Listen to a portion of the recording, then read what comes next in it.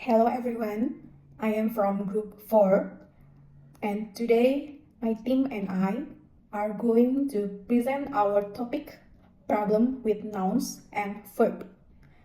My name is Ayu Larasati and together with Hali Haliansa, Dinda Rahmawati, Mia Audina and Ari Riswanto, we will discuss some of the most common difficulties Sharon face when learning nouns and verbs in English. The purpose of this presentation is to help us understand these grammar elements better and to find ways to improve our accuracy in using them. Here is the outline of our presentation. First, we will start with the introduction, followed by problem with nouns, then problem with verb. After that, we will move to the discussion, and finally, we will end with our conclusion. We hope this presentation will help you gain a clearer understanding of the topic.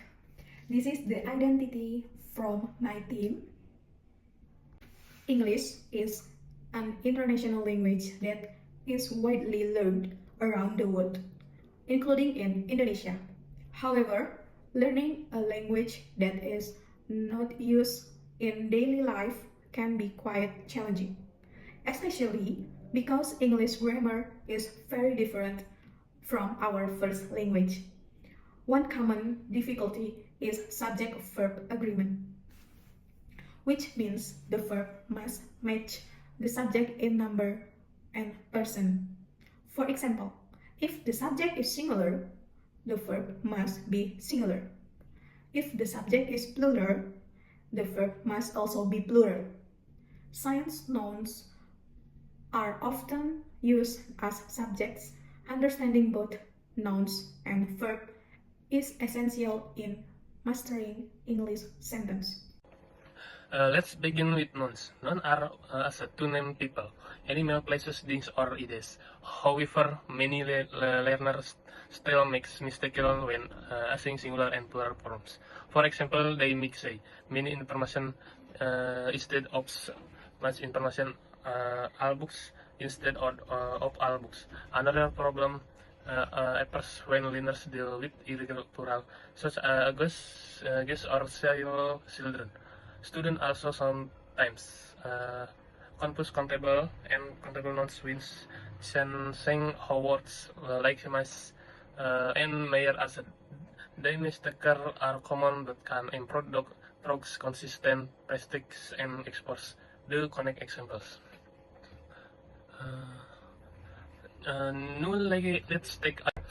Let's take a look at the slides using singular and plural nouns correctly in English. When we name these animal, people, or plant that are more than one is in number, we usually add at the end of the word. This shows that the noun is plural. For example, I want to fill the book and Tommy new shelf. I book a book in the bookstore. As we can see, the first sentence as book we and because there is more than one book. Will the second as a book because it is only one. However, many students still make mistake with plural forms. For example, some make say all book instead of all books. Another common mistake is using the wrong modifier for singular or plural nouns. For instance, saying many information is correct.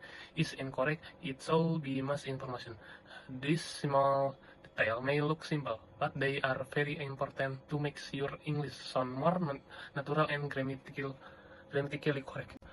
On this slide, we can see one of the most common mistakes English learner makes using the wrong form for singular or plural nouns.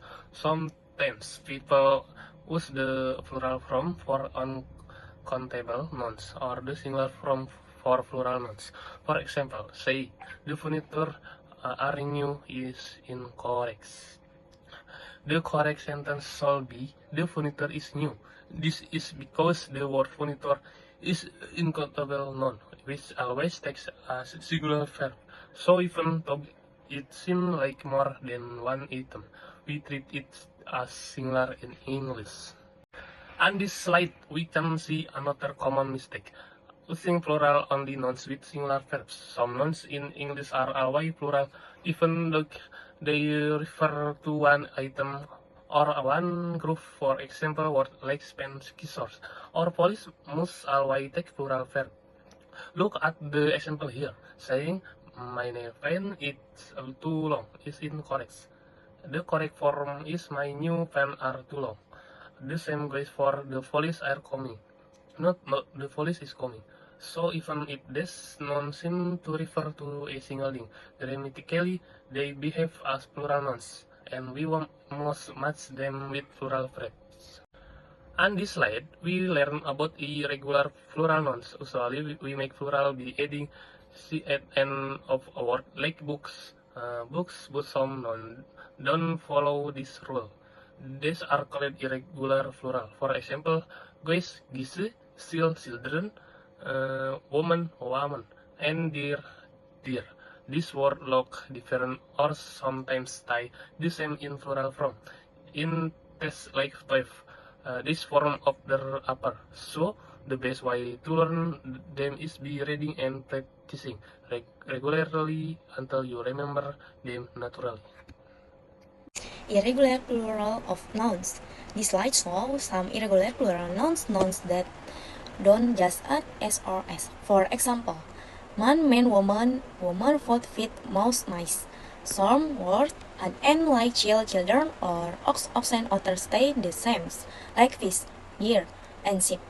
There are also special ending like cheerses, cheerses, and bacterium, bacteria. These words are different, so the best way to learn them is by practice and memorizing.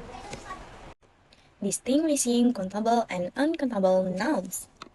This slide talks about how to tell the difference between uncountable and uncountable nouns. Sometimes English can be confusing because some words look or sound similar, like accounting and accountant, or cook as a job and cook as a verb.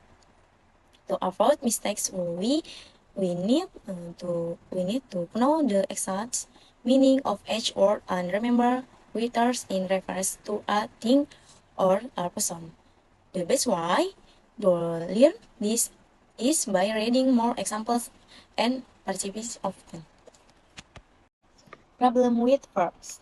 Now let's talk about verbs. Verbs are essential in sentence construction. Every sentence must have a verb. Without a verb, there is no sentence. Verbs work together with the subject to how an action or a stage of being. In TOEFL, an author only states verb a problem often relate to verb tenses or verb forms. Understanding verbs helps us create grammatically correct and meaningful sentence. The example of problem with verbs. This slide shows some example of sentence that ask verb in different ways. The first one, training my students to be skillful in reading is my favorite part in teaching, as the word training is unknown, even though it looks like a verb. The second example, you can go to school by using public transportation. So our verb first, using contains the action with transportation. And the last one, I enjoy reading a book while eating. So how verb ending in can be asked after another verb. This example help us understand that verb can have different form and function in English sentence. Verb can appear in several different forms, and each has a specific function. The main types are gerunds, participle, infinitive, and simple form. In the next few slides, we will look at each type more closely and see how they function in sentences. Verb can appear in several forms: gerunds, participle, infinitive, and simple form. Each form has a specific function and uses.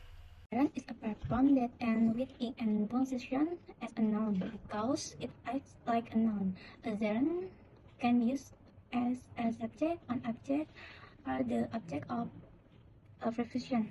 Let's look at some example. Training my student to be skillful in reading is my favorite part of teaching. You can go to school by using public transportation. I enjoy reading a book while eating. As we can see, this verb and with in but position is noun, not as adjective. A participle is a verb form that function.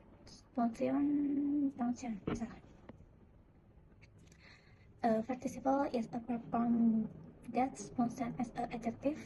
It is often found after noun and describes them. For example, the man wearing a blue shirt is my brother. The car parked in the corner is mine.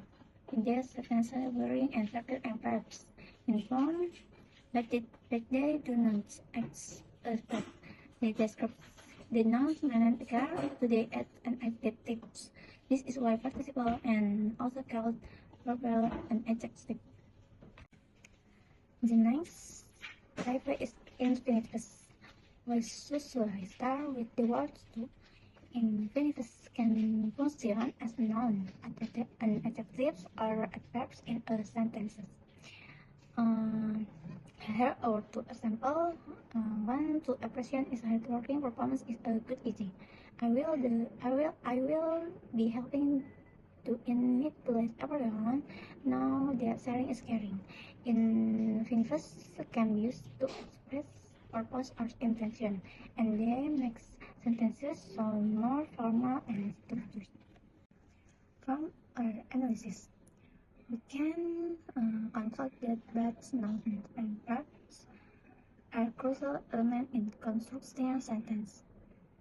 Many English learners at Putra Bangsa University still fail the field still because of their main reason. The grammar rules of English and Indonesian are very different. Learners often lack sufficient vocabulary knowledge, and sometimes learners tend to forget what they have learned of our team.